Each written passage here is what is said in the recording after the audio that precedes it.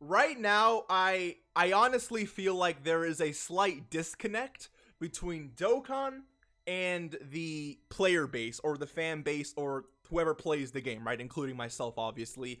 And there's two things specifically that I really want to talk about that I feel like every single player deserves to hear, every single player deserves to know, every single player deserves to understand. And yes, that does include you. The very first thing being that Dokkan, and honestly any other gacha game out there, doesn't owe you a single thing for playing their game. Unless there's some system out there that is designed just for that, then that's great, you know? But when it comes to Dokkan specifically, because I mean, I'm a Dokkan channel, I play Dokkan on this channel, there is no system that says, if you play this amount of times a day, we're going to up your rates when it comes to the next banner dropping. I feel like I've seen a lot of comments saying, man, I've given Dokkan so much time, I've given Dokkan so much love, and in return, they shaft me whenever the new banner drops. And I know there's some troll comments, but I know there's a lot of serious comments where people feel like their time has been wasted because they spent so much time grinding up Dragon Stones just to get shafted at the end of the day. And I'll talk about that in a second, the shafting part, but keep in mind, like, when you play these types of games, you have to understand what you're getting yourself into, and you have to manage your own expectations. You can't just think that, hey, if I grind 3 hours worth of stones, I'm definitely guaranteed to get something, right? Unfortunately, it's not really the way it works. Dokkan, unless there's some type of game out there that says, hey, play 30 minutes a day and you're guaranteed to get the new unit on day 7. If there's something like that, then cool, right? But for Dokkan specifically, there is not. Dokkan does not owe you anything for playing their game, especially when it comes to summoning on new banners and new units. So please keep that in mind. The second thing I want to talk about is the actual summoning part, the actual getting shafted part. Dokkan does not guarantee anything about you pulling any new unit in X amount of stones. I know there's some other gacha games like Dragon Ball Legends when it comes to their all-star banners, where if you do a certain amount of multis, you can end up buying the new unit, right? Whatever the new unit ends up being on that particular banner. But on Dokkan and some other gacha games, there is no system. There's no pity system is what I'm trying to say. So you can spend 1,000 stones, 2,000, 3,000 stones and not end up walking away with a single copy of the new unit. And that is not Dokkan trying to, mess with you. It's simply just RNG, and it's the way these games are set up. If you walk into a banner with 3,000 stones and say, and in your mind, you say, I am guaranteed, I know I can walk away with at least one of them, you're going to be extremely disappointed, and you're going to want to quit the game when you don't end up pulling what you want. 2 years ago, I spent 3,000 Dragon Stones, okay? Not including tickets, right? 3 tickets per stone multi. I spent 3,000 Dragon Stones.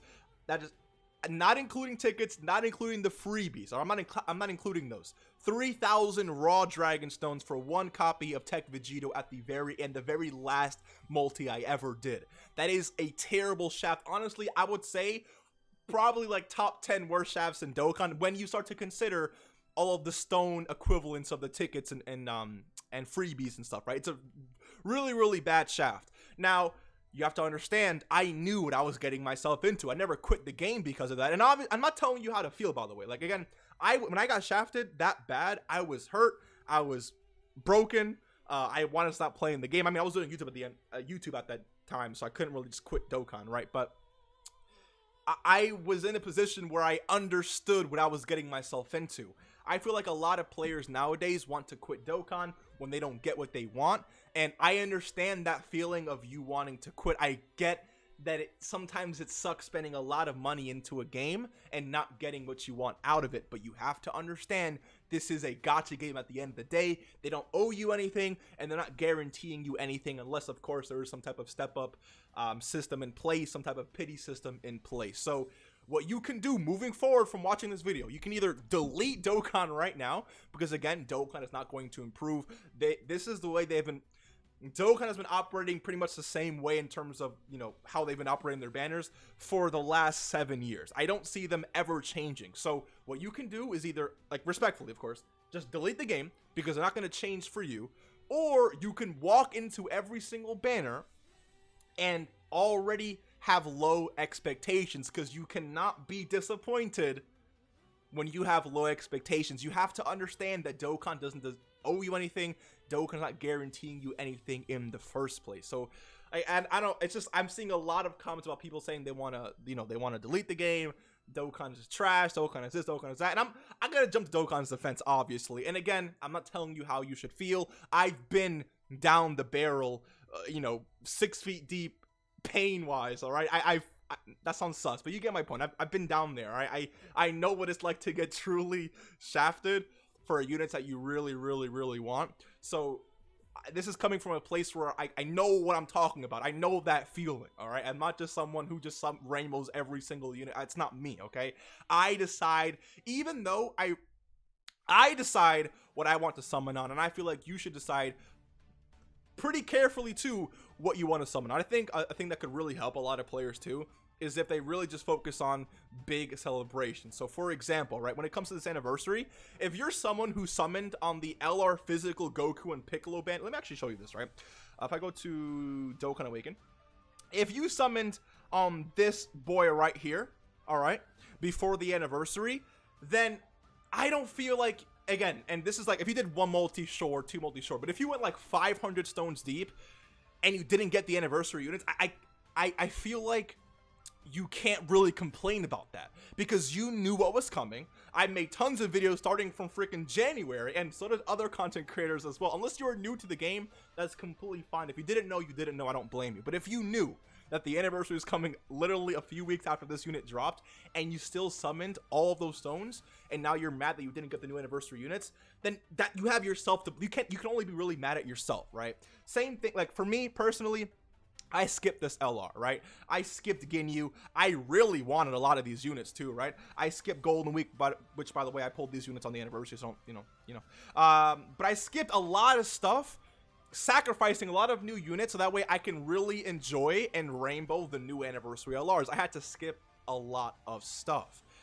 Dokkan is one of those games where it's going to take you a good amount of stones to end up rainbow. Unless you get extremely lucky, it's going to take you a good amount of stones to rainbow what you want. If you're someone who only spends lightly, or if you're someone who's completely free to play, summoning on every single banner that drops is not a great idea, because when a big celebration comes out, you're not going to be well equipped enough or give yourself enough chances according to Dokkan standards to pull as many copies of the new LR, which is what you basically want, right? July is when the anniversary is for global. January, I would say end of January, February is JP's anniversary. Worldwide is end of August into September. There's some other really important dates as well, but it's like you need to know what you're getting yourself into before you decide to summon on every single banner and then complain when you don't necessarily pull what you want. Dokkan is not a game that is meant to be in your favor. What Dokkan wants to do is take your money, okay? So Dokkan is not, if the rates were good in this game, Dokkan wouldn't really be making as much money as they are right now, right? The way that they've constructed this is on purpose, okay? Please understand that is on purpose. Dokkan wants you to spend all your stones, come to the shop, buy more stones, then exit and continue summoning so they can make money. It is a gacha game at the end of the day, and if you can't handle that, I feel like it is best for you just to put the game down and move on. But if you're watching this video and you decide to continue playing, continue moving forward, then you completely understand what you're sacrificing, especially if you're free to play, especially if you pay money for this game. I can buy out all of these sales right now, spend all of my stones, and not walk away with a single copy of Kaioken Goku Grade 8 Vegeta. Granted, that will be a terrible, terrible shaft, but Dokkan did not guarantee anything in the first place. I knew exactly what I was getting into before I bought these stones and before I summoned. Dokkan is not meant to do that for you. Dokkan doesn't love you the same way Dokkan doesn't love me, and unfortunately this must be a one-sided relationship because I really do love Dokkan. I really don't want to get shafted, but again, Dokkan doesn't care about me, Dokkan doesn't care about you, nor our feelings, okay? It is what it is. So we have to, please just understand that and move forward with that in mind. All right? Hopefully that makes sense.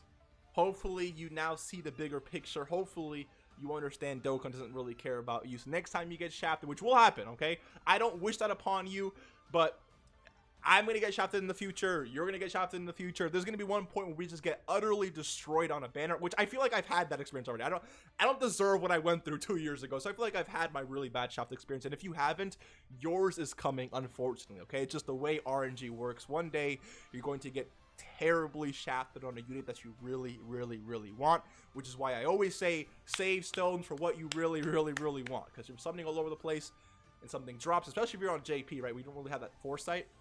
It's incredibly important to just save for what you want. But again, it is what it is. Hopefully you understand. And moving forward, I hope that you can summon with a more open mind and understand that even if you get shafted, you know, again, you can feel mad, you can feel upset, you can feel disappointed, you can have those feelings. I'm not saying they're invalid. It's just, don't, you know,